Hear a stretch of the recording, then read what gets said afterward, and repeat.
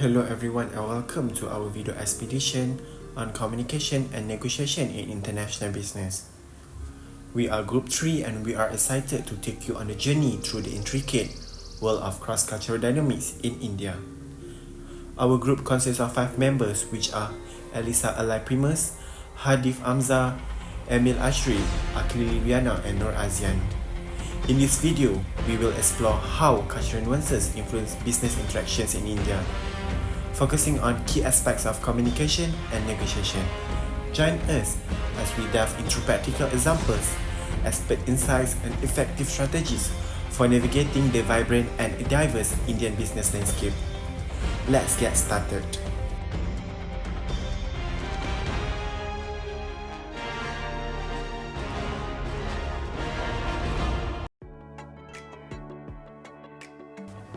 Hi guys, my name is Emil Ashriel. So we will start with country selection. India's diverse cultures and traditions create a unique communication landscape, emphasizing trust and rapport. This exploration explores Indian business ethics, revealing cultural factors influencing bargaining behaviors such as hierarchy and time perception. India's cultural diversity, economic growth, and unique business environment position it as a relevant player in international business. With a multilingual, multi-ethnic society, India fosters contextual diversity, which enhances creativity and decision-making.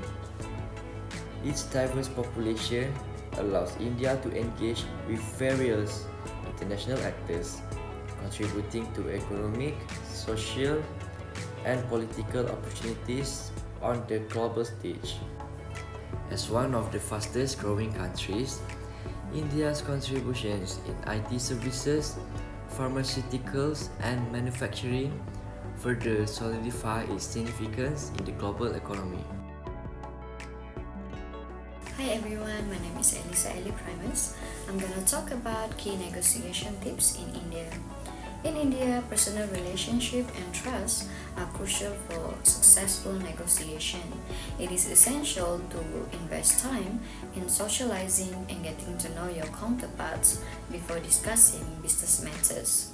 Be patient and flexible, as negotiation in India can be lengthy and involve multiple rounds of discussion. Show respect for authority within the organization and engage with decision makers who may not always be present in initial meetings. Indians prefer an indirect and non-confrontational approach, so be mindful and avoid direct criticism. Pay attention to what is implied rather than just what is said. Understanding nonverbal cues and context. Start with formalities and polite exchanges, gradually transitioning to more informal interaction as trust builds. Moving on to the outline of negotiation process in India. The negotiation process in India involves several stages, including pre-negotiation preparation, initial contact, first meeting, detailed negotiation, decision-making, agreement and formalization, and implementation and follow-up. Pre-negotiation involves conducting thorough research on the company and individual involved, setting objectives and defining objectives. Initial contact and relationship building involve formal introduction, social interaction, and understanding each other's position and priorities. The first meeting and discussion involve outlining interest and gauging reaction. Detailed negotiation involve bargaining, concession, and multiple rounds of negotiation with a focus on win-win outcomes. Decision-making often requires approval from senior management and may involve revised offers based on the feedback. Agreements are drafted and formalized, ensuring compliance with Indian's law and regulation. Implementation and follow-up involve monitoring progress, maintaining strong relationship, and addressing any issue promptly. Overall, the negotiation process in India is complex and multifaceted process that requires careful planning and execution.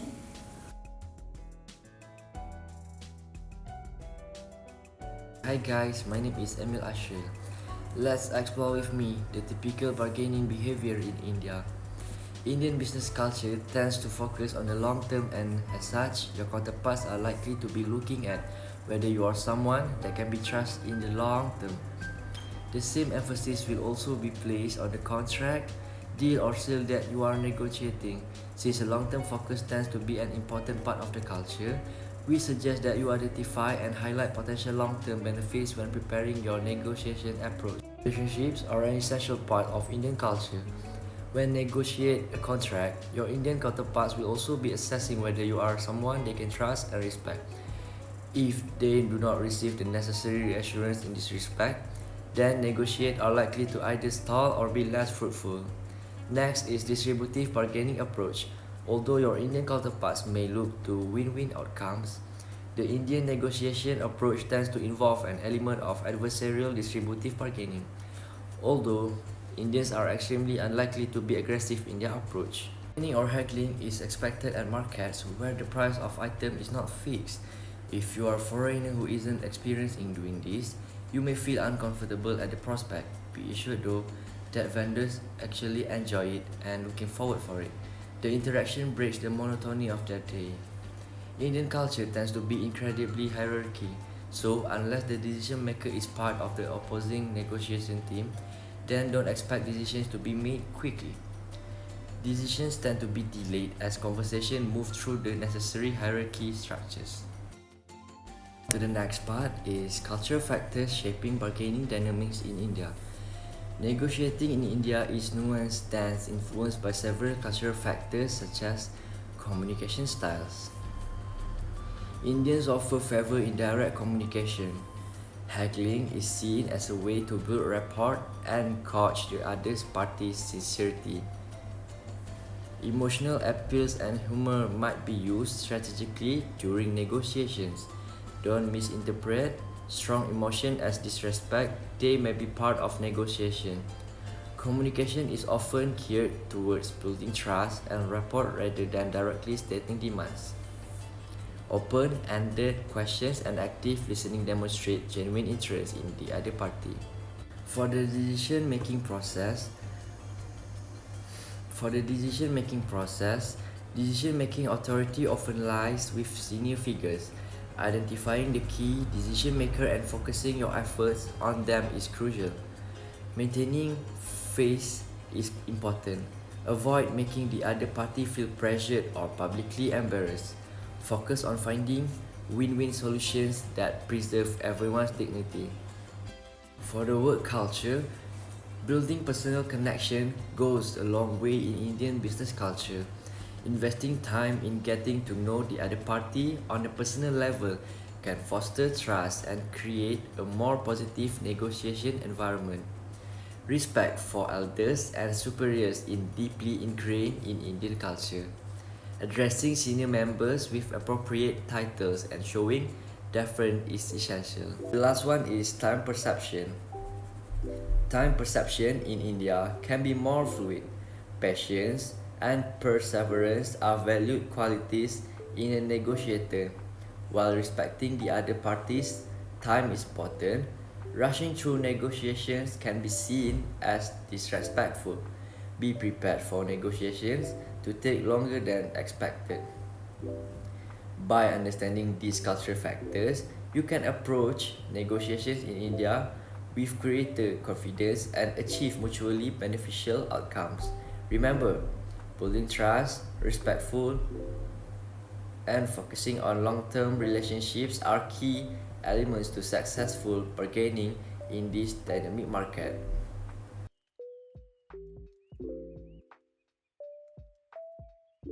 Hi, my name is Azian and I will continue with the decision making. For decision making style, India's decision making style are influenced by its cultural heritage, diverse society, complex political landscape, and multi-layered governance structure. Here is an exploration of the various decision making styles prevalent in India. The first one, agreement-based decision making.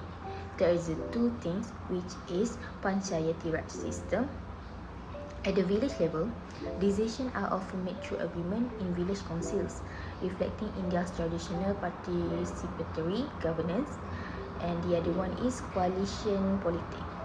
Given the multi-party system, coalition governments are common, necessitating agreement among different political parties for decision making. The second one, top-down approach, which consists of centralized decision.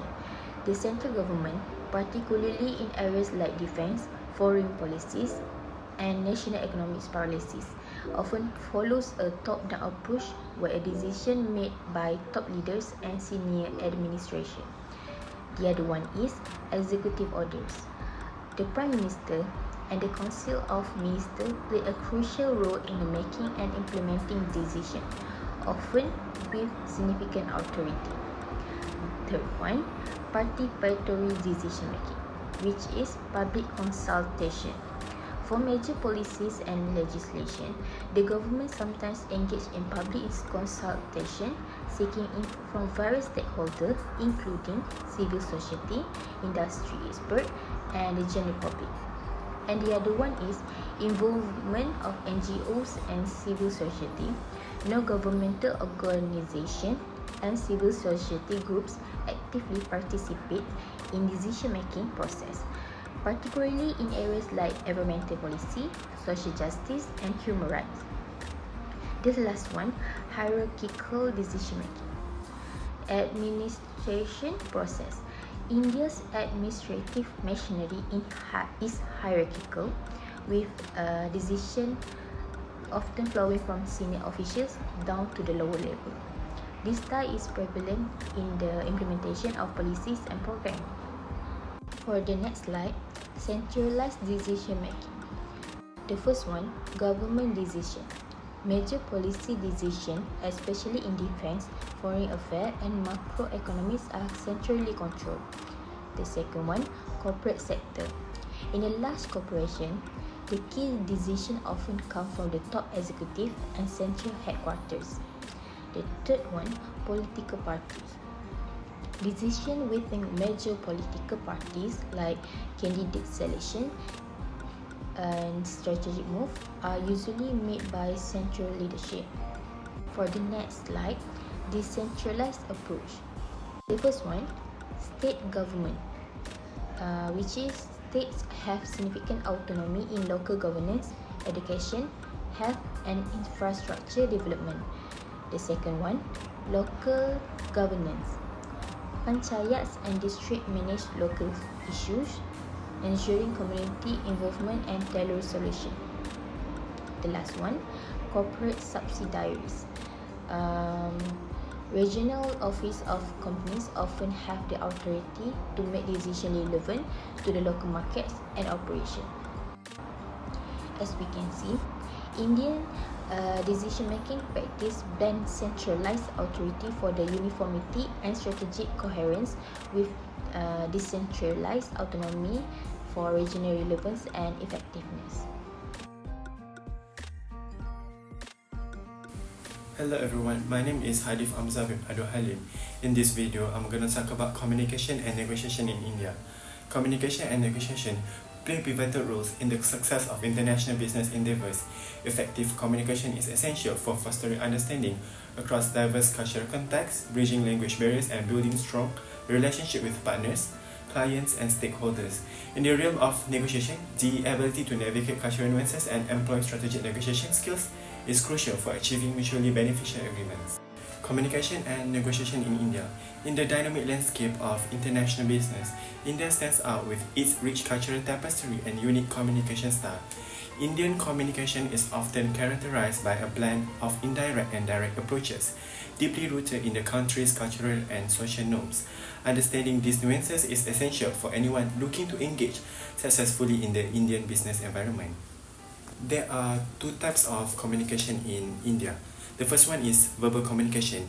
Indian verbal communication tends to be less direct compared to Western styles.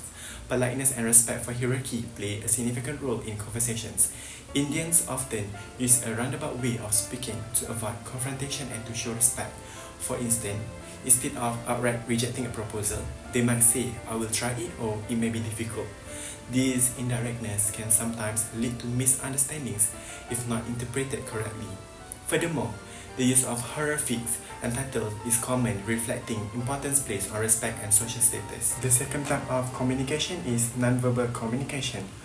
Nonverbal cues are equally crucial in Indian communication. Gestures, such as the head wobble, which can indicate agreement, understanding, or acknowledgement, can be confusing to those unfamiliar with Indian customs. Additionally, maintaining eye contact is seen as a sign of confidence, but too much can be perceived as aggressive or disrespectful, especially when interacting with superiors or elders. Physical touch is generally minimal in professional settings, with handshake being the most common form of greeting, although a traditional namaste is also widely accepted. Next, I'm gonna talk about impact on negotiation outcomes. The Indian communication style significantly impacts negotiation processes and outcomes. Patience is a virtue in Indian negotiations, as decisions are rarely made swiftly. Building a relationship and trust is often considered more important than the specific of deal itself. Negotiators should be prepared for lengthy discussions and be willing to invest time in developing a rapport with their Indian counterparts.